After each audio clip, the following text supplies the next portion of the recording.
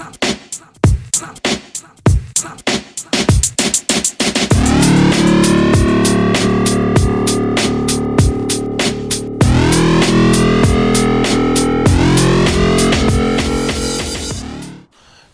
YouTube, what a doo-doo. This is BLS Strict9 coming to you with another commentary. So this match was a match of Hardcore Kill Confirmed from the UEA versus HCU clan competition. So on the UEA side, I was running with 50 Cent, I was running with Nickbo, I was running with Haas Ronnie, and I was running with Prestigious. We ended up having to run 5v5. The HCU crew was Shrekky, Respono, Full Metal, GMAC, and Unleash the Game, or Shandaman. The first match we played in this tournament was TDM on Studio, and UEA won that one. It was a close match, though. The second match we played was Search and Destroy, and we came out hot in that. I mean, you've probably seen it on Shrekky's channel, but like we won the first 2 rounds. And then they just beasted the shit out of us for 4 rounds straight. We got one more before they ended up pulling it out. And we were playing to a total of 6 rounds. So I guess that means they won 5 in a row. It was kind of embarrassing. I was pretty pissed. And the third match was this one, the Kill Confirmed on Standoff. The fourth match we played was on Grind. It was Domination. So yeah, UEA won this match. We won it by a lot. It was like 100 to 50 something. I don't know, 53 or 56. And we also won the Domination, so we took it 3-1 in the challenge. We're gonna redo it, I think, this weekend. They wanted to do it again. Probably going to be switching up hosts in between each match, or just find somebody in the middle of the country. Because I'm West Coast, and I hosted this last time, and certain people, GMAC, had a problem with it. I mean, I don't blame them. They were 3-bar a lot of the time, or most of the time. And I offered to switch with Shrekky after like the first match, but he didn't want everybody else to be 2 or 3 bar, so that's how that went. So I understand the frustration, and I have no problem running it back. So if you follow Shrekky, and if you don't, you should be. He put up the first 2 matches from this challenge. He put up the Search and Destroy and the TDM. They're both good videos. He was trying to use a capture card to get all the game chatter and everything like in between matches, but apparently he didn't record it right. But he said that he's fine-tuned it so that the next time that we'll do it, we'll be able to get the whole deal done in one shot and get one nice long video. And hopefully we'll be able to get that up for you guys here soon. Full Metal was saying that he wanted to play on Friday, but I don't know if everybody can do it. I know Shrekky that can't play until this weekend, and neither can Sergeant Rob, the leader of UEA. So that's probably when we'll end up doing it. So in this match, I ended up taking first in the room. I was 37-8. I was using the MSMC with the reflex sight and fast mag, and I was using my standard lightweight and ghost. I was running I think scavenger. It might have been cold-blooded because we were in competitive play. I can't really remember. And dexterity. I was also running really small score streaks because, I mean, if you've ever watched anybody play competitive play, if you're playing against good people, you know you're not going to get swarms. Nobody's going to be dropping VSATs and K9s. So I was running just the Hunter Killer, the UAV, and the Lightning Strike, which seemed to be pretty effective in that context. So on our side, at least for UEA, we were talking a lot. We were communicating, especially like call-outs for where people were. And if you ever really play competitive, or you want to play with good people, that's how you need to do it. That's a key to winning games against good players. And it helps that if you play with the same people a lot, you guys can develop the same call-outs, so you know exactly what building they're talking about. For instance, in UEA, I mean, we've been playing together for a couple of years, so we all know each other really well.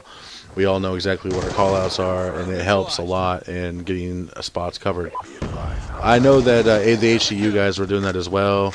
As you'll see here towards the second half of the video, I went on a merciless kill streak around that middle building. And I kept hearing them calling out that I was in there, and I just would run around to a different spot in the same building. It was really pissing them off, but I mean, I know they were communicating too, so not to take that away from them. But because they were communicating and there's the revenge chatter, I was able to know that they would keep coming in, you know what I mean? That's why I was able to get that merciless in that building in a competitive setting. That's another trick. If you mute your opponents in-game, like say you're in the middle of the game and you want to mute them, when you call out to your teammates after you die, the enemies cannot hear you give your callouts because it mutes both sides, so they can't hear you when you're trying to use some sort of strategy with your team.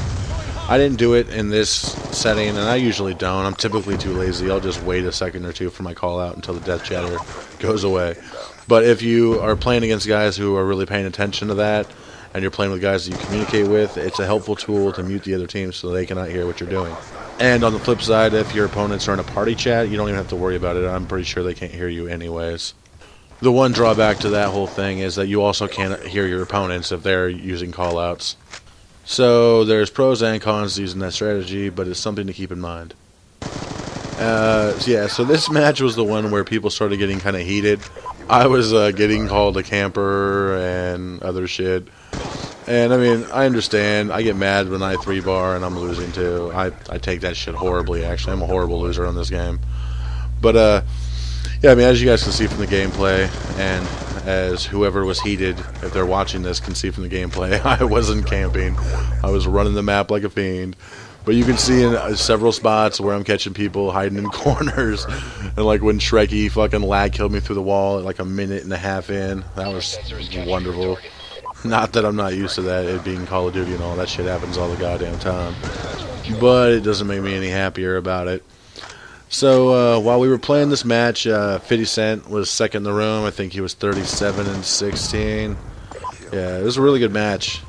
And it was a really good competition. I got a lot of respect for the guys from the HCU. They're really good players. I took that shit really seriously that game. I was all nervous trying to play. It was funny. And even though tempers flared a little bit after the end of it, everybody reconciled and it was all fine. So I'm really looking forward to the rematch. Should be good. Hopefully we can do that this weekend. At least that's the plan. So as far as I know, we're going to try for Sunday. I believe that's when Shrekky is available, and I'm pretty sure that's when Rob's available. So make sure to tune in for that.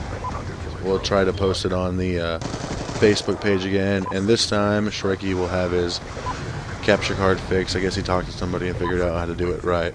So we'll get everything set up. And the connection should be a little better this time, or at least a little more even for everybody. So fully expect me to be bitching about it. Also, I've talked to some of the guys from the HCU, and they've mentioned that they wanted some of the bigger names like Gunsmoke and Beamon to take place in this next competition.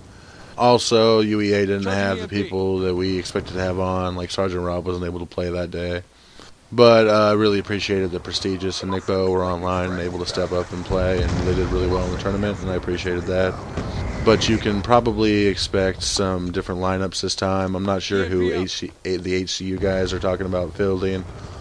And I'm not sure yet who will play from UEA, but it'll probably be a little different from last time. But regardless, I'm sure it'll make for a really good match. And I'm looking forward to it. And that about wraps it up for me. So if you're still here after this long, thanks for watching. Make sure to drop a like or drop a comment. Feel free to drop some hatred if you feel like it. Yeah. Make sure to tune in Sunday, or if you're HCU or UEA, try to be online Sunday morning at some point so that we can try to get this done. And yeah, this is BLS Strict 9 signing out.